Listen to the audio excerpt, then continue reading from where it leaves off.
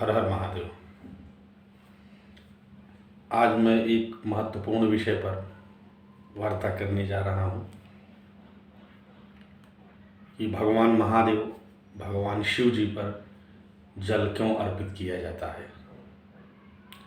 जल अर्पित करने का अथवा उन पे तरल पदार्थ प्रायः भक्तगण दूध, दही, गन्ने के रस से रुद्राभिषेक अथवा जल अर्पित कर भगवान शिव की आराधना करते हैं।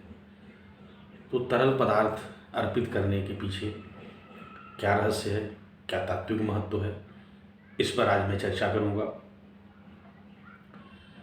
इसका जो गूढ़ तत्व है वह यह है कि जल में 4 तत्व पाए जाते हैं: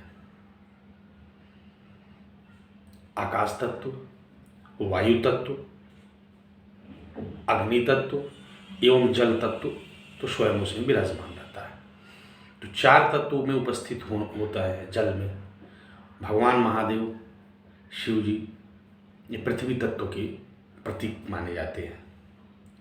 तो 4 तत्व अर्पित करने पर 5 तत्व एक साथ शिव जी को अर्पित हो जाते हैं। एक तत्व उसमें शिव जी में पूर्व से स्थित होता है, अवस्थित होता है।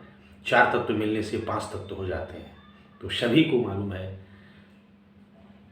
कि जैसे मनुष्य का शरीर है ये 5 तत्वों से मिलकर बना हुआ है।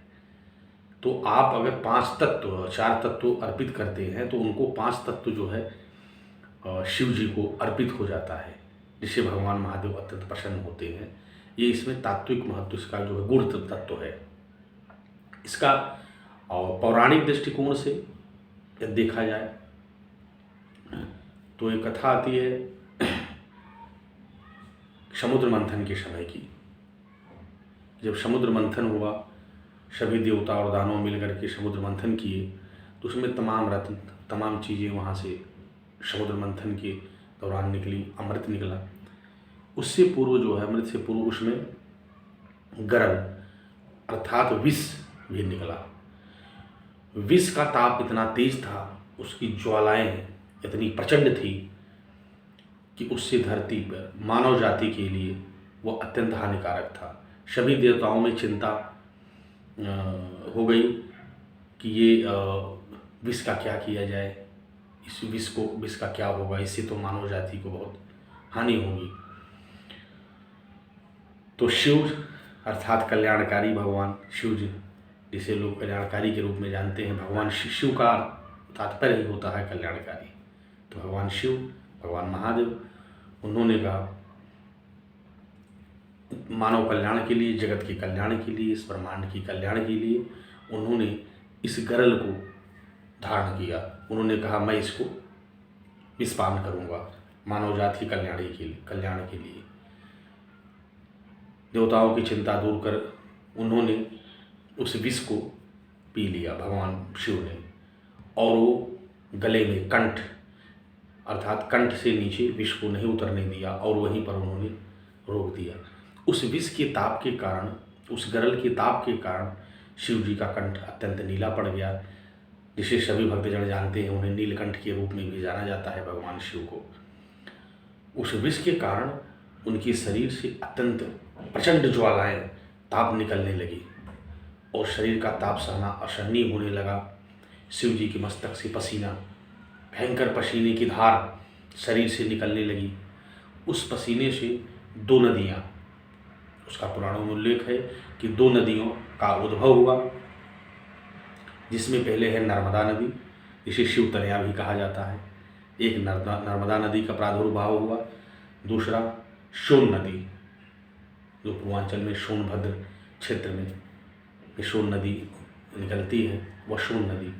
यह 2 नदियाँ उनके पसीने से, भगवान शिव के पसीने से निकली।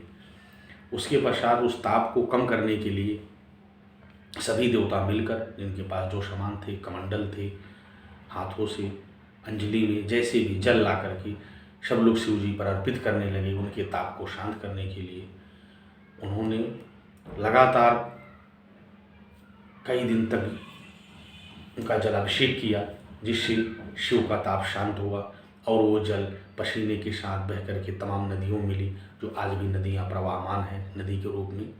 तमाम प्रादुर्भाव हुआ, कई नदियों का प्रादुर्भाव हुआ। वहाँ पर जल चढ़ाने के बाद शिव जी अत्यंत प्रसन्न हुए, उनका ताप शांत हुआ। उसी समय से परंपरा में फिर शिव जी को प्रसन्न करने के लिए जल अर्पित किया जाने लगा। भक्तजन अपनी श्रद्धानुसार जल के साथ अन्य तरल पदार्थ जैसे दूध है, दही है, गन्ने का रस है, ये अर्पण करने लगी। आगे चल कर के कर्मकांड में तमाम ग्रहों और उसकी शांति के लिए लोगों द्वारा बताया जाने लगा, कहीं गन्ने का रस चढ़ाया जाता है, कहीं अन्य चीज़ों का भी रस, तरल पदार्थ शिव जी को प्रसन्न करने के लिए भक्तजन चढ़ाने लगे। लेकिन मूल रूप से शिव जी को जल ही अर्पित करने पर शिव जी अत्यंत प्रसन्न हो जाते हैं, क्योंकि उसमें 4 तत्व पाए जाते हैं। गुण रूप से, मूल रूप से 4 तत्व, और शिव जी पृथ्वी तत्व मिलकर के 5 तत्व हो जाते हैं, जिनका एक तात्विक महत्व है। तो शिव जी अत्यंत ही भोले हैं, बहुत सरलता से प्रसन्न हो जाते हैं। तो भक्त सिर्फ जल अर्पित कर, शिवलिंग पर अर्पित कर और उनको प्रसन्न कर मनवांछित फल पा सकते हैं। तो आज के लिए बस इतना ही। हर हर महादेव।